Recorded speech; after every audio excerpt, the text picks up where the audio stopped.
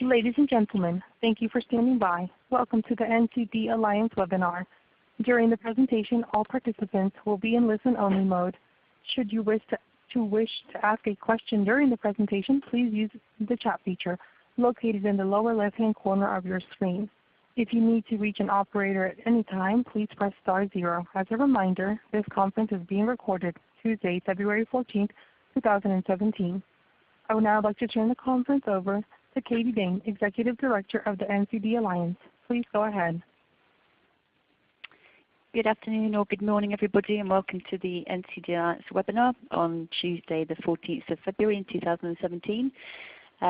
Next slide please. We have a very full agenda for you today with a number of NCD Alliance speakers, as well as we have a guest speaker. So from the team we have Elena Matska and Priya Knaisen, and our guest speaker for this month is Fiona Bull, who is the immediate past president of ISPAH, the International Society for Physical Activity and Health, as well as now just recently joined the World Health Organization as the Program Manager for Surveillance and Population-Based Prevention of NCDs. Next slide please. So the agenda for today is the following. We're going to first start with an update from Fiona on progress on global physical activity policy, particularly focusing on the ISPAH conference at the end of last year and the recent discussions at the WHO Executive Board around physical activity. Following that, Elena Matska from the NCD Alliance will walk us through the full agenda and outcomes of the WHO Executive Board that took place at the end of January in Geneva.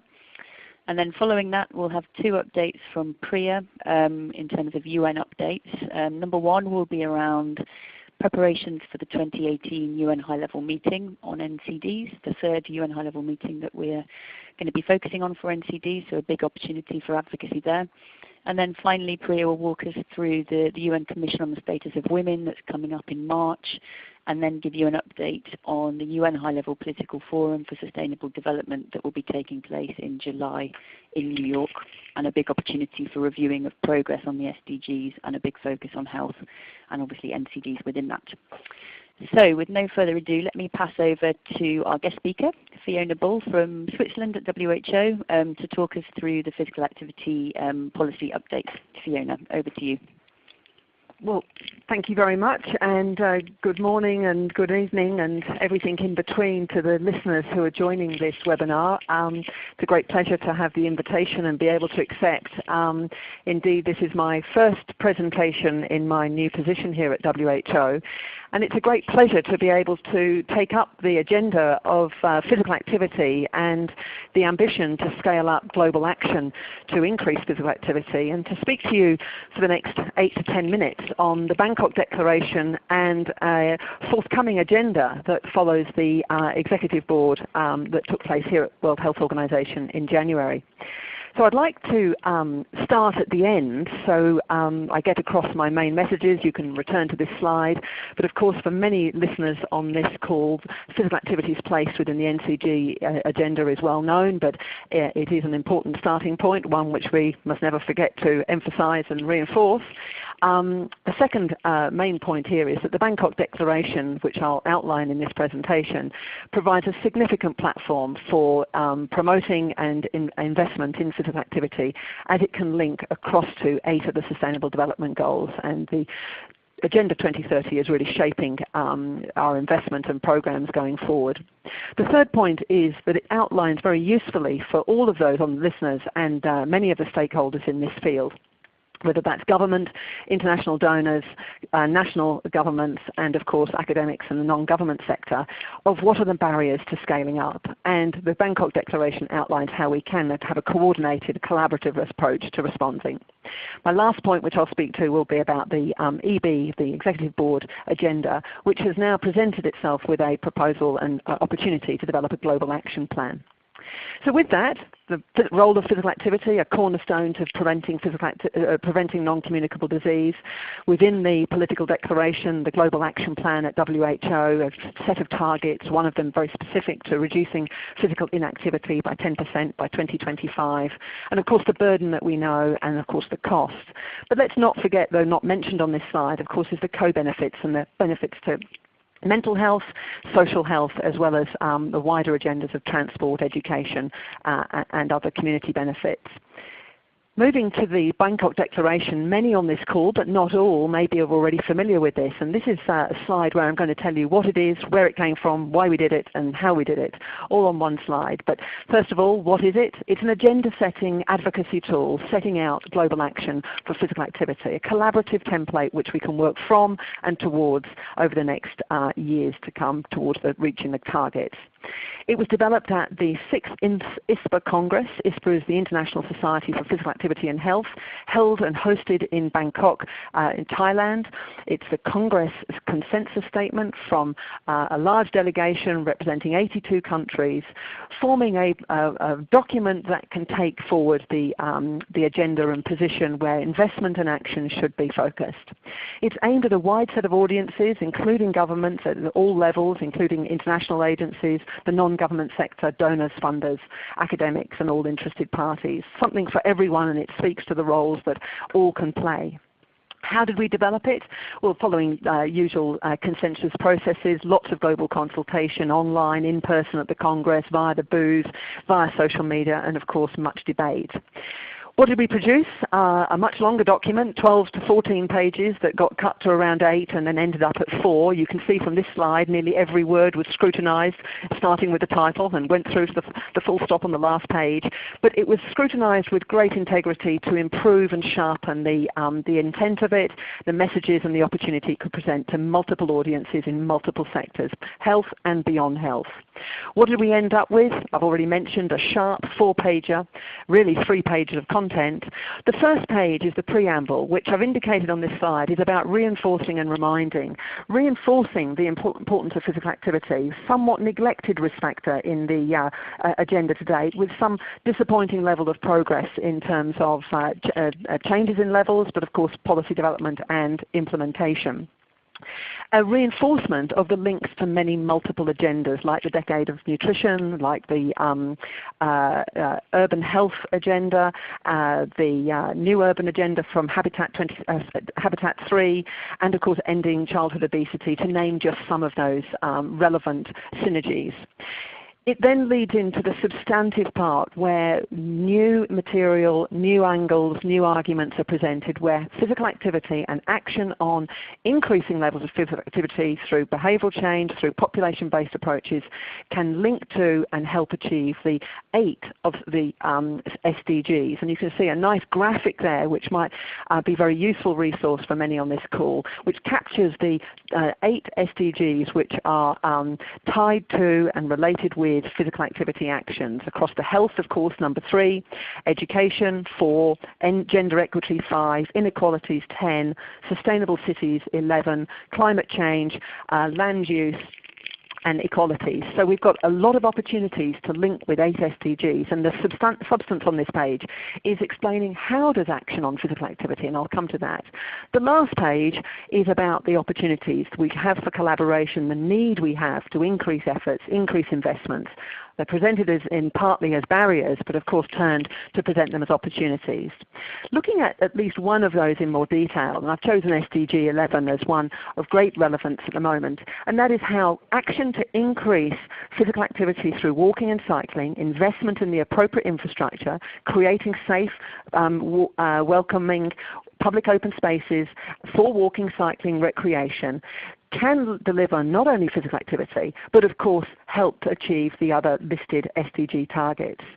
I chose on this one because of course it has another synergy, and that's with the Shanghai Declaration, and many would be familiar with the presentation and conference that took place in late November of last year, hosted by WHO. A focus on urban health, a focus on looking at those social determinants and upstream that shape health. So here's an example where it at least creates the link between why we should be working with the other sectors beyond and outside of health to share combined resources, join agendas to increase the environment, and how it can help physical activity. Each of the other areas I've mentioned are outlined in a somewhat level of detail as this. The 6 challenges or opportunities, some will be very familiar with you, but I draw your attention to them because they do set a template for where we need to invest our actions and efforts. We've got to renew the commitments. There simply is insufficient action on physical activity to enable us to achieve the 2025 goals, and therefore miss opportunities of achieving the SDG goals by 2030. We need the intersectoral, multi-sector and the coordination. That's true for NCDs, but it's also particularly true for physical activity. And we know feedback from countries is saying that this is one of the barriers. So I invite the conversation and discussion after this call to think about how efforts and synergies can work to improving and sharing resources and skills in multi-sectoral engagement. That we need to build the human resources and the workforce capabilities is again common across SDGs, but particularly true here. And you can read the remainder of the opportunities here in terms of technical assistance. The sharing of successes is something we just are not doing enough of, and we can learn from tobacco and other areas where policy, legislative, program experience is being shared, but we haven't quite got the mechanisms yet inside of government or outside, and certainly across globally, to have maximize this opportunity. Strengthening monitoring surveillance is underpinning, and of course supporting the research and evidence base. So there's certainly plenty to do and plenty of opportunities for all the stakeholders to get involved. These remain the barriers to progress and therefore the opportunities and needs for us to work on collectively together. What now with the Bangkok Declaration launched in November? Well, this slide alerts you to the forthcoming translated versions. We're delighted to report on the opportunities we've been presented with to translate, and they'll be going online. I think a previous slide showed you how to get in touch and source both the English and the forthcoming international, and I invite more welcome, and I'll link you now to the last dot point where ISPAH, along with Thai Health, are going to continue to work with the dissemination strategy. So please get in contact with the contact person, Trevor Shilton, or the ISPAH Association with those emails. Of course, we want collaboration with all on this call around the endorsement of that Bangkok Declaration and the use of it in advocacy efforts. And these will be forthcoming and welcome your involvement with it. Where does the Bangkok Declaration sit from the perspective of global advocacy? Well, from ISPAH, and I'm speaking largely to date on from a perspective of the ISPAH Society, it's a third of a series of useful advocacy tools, again available from the ISPAH website for those not familiar with it. But I think the landmark contribution it makes at this point is its link with the wider agenda, and it's seeking to endorse and encourage that cross-sector collaboration. I want to finish this section by acknowledging the substantial contribution of the hosts, Thai Health, the Ministry of Health, Ministry of Public Health, the Governor of Bangkok, and of course all those involved with the ISPAH Society and the Congress that made that Bangkok Declaration and are carrying forward the actions of it now. Where does it fit in the bigger picture? Well, if you just glance at this slide, you can see the history here. Some early work in '96, a lot of work from WHO in 2004 to 2010, but somewhat patchy. And then there's an absence of any physical activity, specific documents or plans that will help countries and others deliver on the ambitions of promoting physical activity and achieving the active lifestyles. And that's why, if I move to my last section, and that is the opportunity that's been presented by the development at the recent Executive Board. So in January, the Executive Board met, and an agenda item was proposed by Thailand to call for a physical activity action plan to address one of those barriers, and that is the failure to implement what we know we need to do and the targeted interventions. So it was passed at the Executive Board, so it's very, very fresh news. And right now it follows, I mentioned it was presented by Thailand, and it follows the development and leadership taking place in the Southeast Asia region and other regions to further their efforts, support countries to implement more on physical activity. It's an opportunity to extend the work at WHO. Now I'm based here. I can draw your attention to the last dot points, which really enable us now through this request to start to focus on providing more specifications on what and how the actions to implement to make a difference. And it aligns very nicely with work plans that were already in train, which include the Global Physical Activity Toolkit, the updating of the Physical Activity Guidelines. If you noticed earlier, they were 2010. It's now 2017. We urgently need more guidelines on sedentary behavior as well as under 5s and early years. And there's some work underway in updating estimates. So the opportunity now to present the Physical Activity Action Plan will really add add to a suite of initiatives that are underway here at WHO, and of course in partnership with many others, including the regional offices and the country offices. The timelines are to deliver this draft action plan to the Executive Board of January 2018 for the World Health Assembly of May 2018, which boils down to approximately a 10-month process to have the paperwork and submissions. So you can anticipate that there will be outlining of a process over the next 10 to 12 months to engage all interested parties in a process that will seek to maximize this action plan and provide a template for countries. It's a real opportunity to fill a gap. We've had for a long while the global level and now more recently national policies. But what I think many on this call and certainly the discussions at the ISPAH conference is the failure to actually move from action to implementation, from policy to implementation. So this is an excellent opportunity which we're looking forward to embarking on. It's so fresh that the development process has not yet been put into place, but I'm sure you'll be hearing more from us about that process, and I've been delighted being able to provide you a window of this in this call. So thank you very much. Fantastic. Thanks, Fiona, for that really comprehensive presentation. It's really exciting to see the rise of physical activity onto obviously the health and NCD agenda, but also really linking into the Sustainable Development Goals as well through the Bangkok Declaration particularly. I've got a couple of questions, and there are a couple of more questions coming through the chat facility. I guess just one question immediately that springs to mind in terms of the process for the action plan on physical activity. You mentioned obviously that it's going to be a 10-month process. Do you have any kind of idea yet of how civil society will be able to get involved in the development of that action plan? I fully anticipate that there'll be the standard processes for the consultation. The exact specifics of those across the regions and the dates of those are still to be negotiated and planned internally, and then of course communicated. But like other consultations where both member states and then civil society are involved, they will certainly be on our agenda. Fantastic, thanks. And obviously we see many different global action plans going through WHO on many different issues. What do you think we can do from a civil society perspective to be pushing to make sure that this particular action plan on physical activity has teeth and has impact at the national level?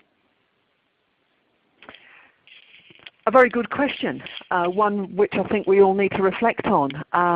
The last thing I think we all want is another document that doesn't provide the right levers and provide the information that's needed by those at the coalface and on the ground trying to implement.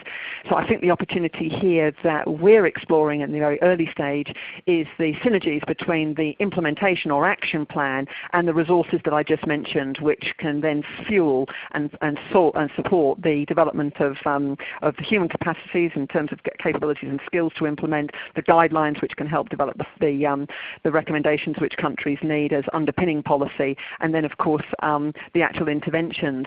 I think critical assessment of the content, bringing experiences from what's worked elsewhere and what lessons we can learn from other areas would be a valuable role that we look forward to having your input on. Great, thanks Fiona. We've got a question come from Karen Milton, one of your colleagues at ISPAH. She asks, is 10 months sufficient time to be getting the plan right? That's another good question. It's shaped by the requirements and the opportunity that's presented, but it was requested that this is taken to the World Health Assembly of 2018. And without getting into too much detail, but the governance processes will require that paperwork is submitted by October, ready for translation to get to the January Executive Board. So it's tight, but I think we're ready to respond. This has been somewhat a long time waiting if you go back to my timeline scale. So I think we will just need to hit the ground running, as the expression is, seize the opportunities over the middle of this year to deliver on that timeline. Great, thanks. We've also got a good question from David Patterson from IDLO. Was there much discussion in Bangkok of legal and regulatory frameworks which can promote physical activity and any legal capacity building required? In Bangkok, I may not be able to say fully. I'm sure there were conversations, but I thank David for that question because it's of particular relevance that we need to push and pull the field towards the opportunities and needs of the legislative interventions. So for physical activity, I would say, unlike the area of nutrition where there's much work underway, we need to start developing, indeed even starting with exploring what are the legislative and frameworks that are needed, the opportunities and levers within the regulatory area, and then we could start positioning. So I'd say it's very early days, David, and others are interested, but there is great interest for collaborations to build this field, to explore the options, to test them, and then take those effective ones forward. Very much like some other areas of nutrition which are beginning to push those boundaries. Time to start for physical activity. Great. We've got one final question from Laurent Hubert. Has WHO reached out to potential funders who could help facilitate civil society engagement in the process? Not yet. I think my earlier remark about how new this is, we've just literally getting the final paperwork from the governing bodies of the record of the meetings. So it's early days for any action reaching out. I'm conscious of that in this call. There's a lovely opportunity to provide you with a preview of the plans. Reaching out to collaborate will be a priority. The funding situation is not positive here and globally at the moment. Many countries would endorse that. So we do need to look for the potential of donors, potential of partnerships to seed all aspects of the development and of course implementation of this. So we welcome further conversations on that.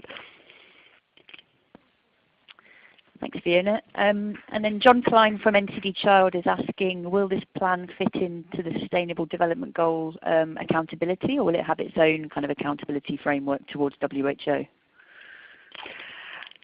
Another good question. I'll defer that one as is perhaps a little unclear for me from both what is the intended plans of this and whether it would be better to fit into the SDG or to have its own in addition. Of course, the primary accountability from this technical unit is to deliver on the achieving of the 2025 goals, but the integration into the SDG framework and accountability would be one on a horizon to look into. So ask me in a few weeks. Great.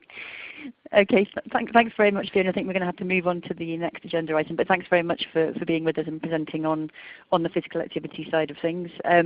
Just a reminder to everybody that all of the slides will be available after the webinar on our website, as well as a recording of the webinar. And please feel free to put your questions into the chat facility as we go, and then I'll come back to the questions after each set of presentations. So thanks very much, Fiona. Thank you.